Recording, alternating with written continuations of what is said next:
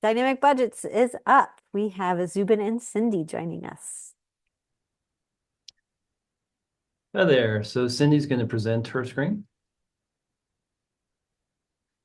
So thank you, Amy, for arranging for today. It's great to see everyone here. My name is Zubin Gidwani. I'm the founder of Dynamic Budgets. Dynamic Budgets is a budgeting, forecasting, and reporting tool.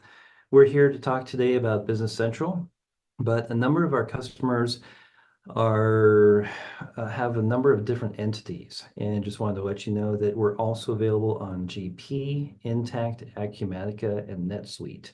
We have customers that actually have consolidations and are working with roll-up companies that are on multiple ERPs. So you can actually integrate those all into one. So let's go ahead and jump over to the next slide. These are your presenters today, myself and Cindy. What we want you to think about is that, yes, we are a software product. We're a budgeting solution for VC, but this is really all about the people and involving your managers. If you can't get your managers to use the software, then there's no point in proceeding. There's a lot of tools out there that are Excel-based, that are sophisticated tools, that are great for the finance team, but we focus on trying to get a tool in the hands of the operating managers, the marketing managers, the IT managers, the maintenance managers. The biggest challenge they have is that they're typically frightened of Excel. So we're trying to get them to put in their line item details into the budgets, get them to accept ownership and take responsibility over their financials. Don't just say that those are corporate's numbers and they weren't realistic in October and they certainly don't mean anything now in January. No, let's get you to put in your details. How much are you going to spend in April for what purpose? That's kind of the focus of what our tool does. So we'll go to the next slide. Cindy's going to walk you through and actually show you the software, but what we have is a standardized interface. Our competitors will have a library of templates that you can choose from and all these different configuration options to pick and choose and build up your entire system. We want to focus on the end user experience. So this is their interface. It's a simplified search functionality on the left. They bring up a listing of their accounts. This is an example of where we've drilled down into account to enter the line item details. At the bottom half of the screen, if they don't know why they spent $1,000 last January, they click that number and they get a pop-up with the transaction drill downs right there. So we'll go to the next slide. What we want them to do is focus on doing the budget in the first round, analyze your variances month over month, say, explain why you were over, under. We'll take notes in the system, and then those notes can be referenced next time you go to reforecast or do your next budget. We have customers that come in all phases of this sort of circular process flow. Sometimes we'll just miss the budget. They just miss the budgets, but you know what? We've already got the budget. We'll load it into dynamic budgets and we'll start running the monthly budget versus variance analyses. And then we'll have that information when we go into the reforecast in 6 months from now. So just because you are ahead of or in the middle of or just completed your budget, we can come in all phases. Go to the next slide. And really just want to give you kind of a heads up as to why people choose dynamic budgets. Primarily, it's because they're vehemently opposed to budgeting in Excel. They've outgrown Excel. They're tired of the broken links, the different formulas. Even if you've got a sophisticated system that can database all your data from Excel on the front end into a back-end database, you still have to worry about the end users breaking the formulas and inventing math. So we really cater for the organizations that struggle, that say, look, you just don't understand, our users are non-technical, non-financial. Yes, we do, because that's who we built the tool for. We've got customers, small or nonprofits are some of our customers, but the majority of our customers have 50 to 100 plus departments or projects that they're managing. Our largest customers got about 29,000 cost centers. Biggest difference between us and most of our competitors is that we do not charge per users. You have a single license for the organization. We price it based on the size of the organization, but there's no per user fees. And in terms of deployment, most of our customers go live with budgeting in about 10 hours of training and setup. Our competitors will state 1 day. You can usually kind of deploy templates in a day, but usually when we need to populate the payroll, set up user security, build out your corporate allocations, set up the driver-based worksheets, things like that, it takes some time. For us, with our system, typically 10 hours. If you've got a lot of moving pieces, maybe 20 hours. Most complex type of customer that we run across is a healthcare organization, typically about 30 hours to get a healthcare organization deployed. We simply can't invent 100 to 200 hours of consulting time. Our system is very quick and easy to deploy. So I'm going to cut things off here and turn it over to Cindy and let her walk you through the application, and then I'll close with a couple of nerdy points about dimensions. Hello everyone, thank you Zubin. Let me go ahead and unpause my screen. So you'll see that we want our end users to be able to easily log in to enter their budget. So we kind of drive them to where they're entering their budget. We can rename certain modules so it makes it easier where they only focus where they need to. So we're going to dive into software and licenses here for New York. And as you can see, I'm going to close our search panel. We can type in what we're assuming that we're going to be budgeting for. So Microsoft licenses, Power BI users, Adobe, and so forth. If there's a new user logging in and this is their first time creating their budget and they're not sure what to budget for, they can view below of what has actually occurred in the past. So for instance, if I click on one of these links below, it'll pop up and we're able to flip month to month and see what they have been spending. So this is really helpful if they are trying to get used to what they actually spend within that department. Another thing that they can view is our monthly actuals transaction review, where they can see the total amounts, what was it spent for, and you can always pull up these little columns here and make them collapse so they can find that total easily based on specific category or GL account. So I can kind of move them back as everyone can pull up those different categories. It's really nice if you're not sure what you budgeted for, what you spent, and you're just trying to search where it was entered at. So I want to show you another report called our monthly summary account report.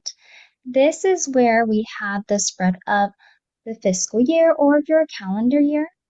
On this report, I love that you're able to format it based on your different categories and you're able to see the trend. Does it make sense for my budget? Am I too high in one month or too low in another? And you're able to quickly adjust if you needed to expand and dive right in. Another one I did want to touch base is our payroll module. As you can see, it's kind of cell-based where you can copy and paste it in. If you have an Excel downloaded from your payroll application that you use, so you can have their employee ID, the name, then you can automatically paste over their salary. One thing I want to point out is you're able to even put in a rate change based on a specific month, and what percentage rate they're going to get an increase in, as well as any payroll expenses. As you can see, we have their taxes, medical, and workers' comp.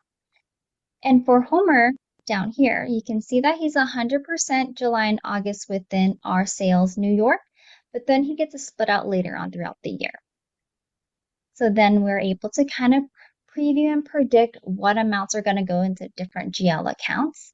It's definitely great if you know there's going to be shift later in the year of certain employees, and you can kind of allocate them correctly, as well as when you're reforecasting, if you guys are shifting things around. If they're not fully all salary staff, we do have our hourly staff. So let me go ahead and move them over where you can see I put 173 hours across each month, but their head count we have as 1 for Homer and then Marge, she's 0.5. So we can kind of play around with that of how many hours they do work and what percentage, as well as put in their taxes as here. Let me just quickly show your screen here of how we can calculate our payroll expense definitions. if you have multiple expenses you want to add, as well as look, we have holiday bonus. Let me just touch base on our forecast templates. So a lot of times you do your budget once a year and that's it. But you are able to reforecast and kind of blend in different numbers. On our screen right here, we have our 2020 actuals where I'm grabbing it for the first few months of the year. And then the rest of the year, I have our budget. You can kind of blend as much as you would like. And then you can either do the month, pulling the month totals for that from the budget, or you can do an average year to date, quarter to date. So there's tons of different options if you're trying to figure out how to reforecast, not sure where to start from. You can start with one of these templates here. So let's head on over to our custom reports. We do have these reports where we can kind of group them more pretty. That's what I call it, a prettier version of what's best to group them, and it's easy for users to view. As you can see, we have our actuals and our budget and their variance so they can see if they're meeting their bottom line. But let's dive on into sales. If we click on view details, it'll allow them to see a combination of accounts that fall into that specific category. And if you click on that amount down below, you'll be able to see what transactions fall into that group. Let me click around for you. So it's really great when they're not sure what account numbers fall in there, what expenses are grouped, they're able to see right away at their fingertips. Lastly, I want to touch base on our Power BI report. We know having visuals for our users is great, and with Power BI, you can download the app and have these dashboards available for you. So if you're not by the computer, you can quickly pull it up on your phone and see where's the revenue, where's the expense. Or if you carry around an iPad, you can have that as well, where you can quickly switch over to different actuals or your budget to see where everyone is at, or you want to see if the month has been closed and so forth. So we have different visuals available that we can help you build and kind of make what works best for your team, because not everyone fits in one box, and we want to make sure what we're creating is helpful for every user that's logging in. Does anybody have any questions? Cindy, I'll just touch on a couple of things in the slide deck. Oh yeah, of course. Let me pause and bring it back up. So we are sort of the Swiss Army knife of budgeting, very, very focused on creating the budgets, capturing those details, and giving the tools to do so. The reporting, you're not necessarily going to turn to us for month-end formal board reports generation, but what we can do is we can approximate the same content from a row and column perspective. It might not look as pretty as some of the other reporting tools, but we are a very open data architecture. So what we do is we pull data from Dynamics BC using a tool from BCCL from Eric Hogard. You can schedule your refreshes to run nightly or periodically throughout the day, or you can just click the Sync Now button from within our application. We're replicating the data from BC to an Azure SQL database, a dedicated SQL database just for your organization. Then you can use that with our stored procedures. Everything that Cindy was showing you today, whether it was the Power BI reports, the monthly summary reports, the custom reports, all that's fed by SQL stored procedures. That can be used to unleash with Power BI or any reporting tool off the shelf. So very open data architecture. It's your data. We focus on helping you generate the data, and then you can consume it where you wish. The one thing I wanted to leave you with, we had some questions in our last demo about how do you manage dimensions? And Dynamic Budgets has a lot of options for dimensional management. So Cindy, if you flip to the next slide. You notice that she had a 3-segment GL code that looked similar to like a GPGL code. It was the account, the department, and the location. So you can include some of your dimensions and make that a hard-coded GL string, account string, but you also might have seen subtly in the interface that she was showing you, there are optional dropdowns for project and employee. We have the ability to relate dimensions to accounts. So if you only want the employee dimension showing up on salaries and T&E, but you don't need employees associated with the revenue accounts, you can physically restrict that such that the end users don't accidentally assign codes in the wrong places. Dimension code combinations are possible. So if you've set up the relationships in Business Central, we can set up those and mirror those over in our product, such that if you pull project 100, then maybe it can only be associated with grants that start with the number 1 as well. Whatever your rules might be, we can replicate those over on our side. The next level down was associating users to specific dimension codes. So imagine that you've got a project dimension, and there's IT projects, there's marketing projects, there's maintenance projects. Joe and IT should only see the IT project codes in that drop-down menu, but Barbara needs to see the marketing codes when she clicks that drop-down menu. We can do that.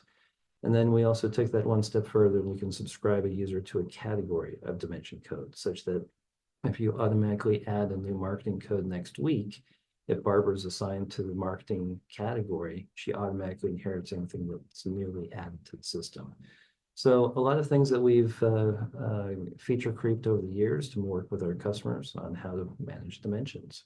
So just the tip of the iceberg today, but we appreciate your time.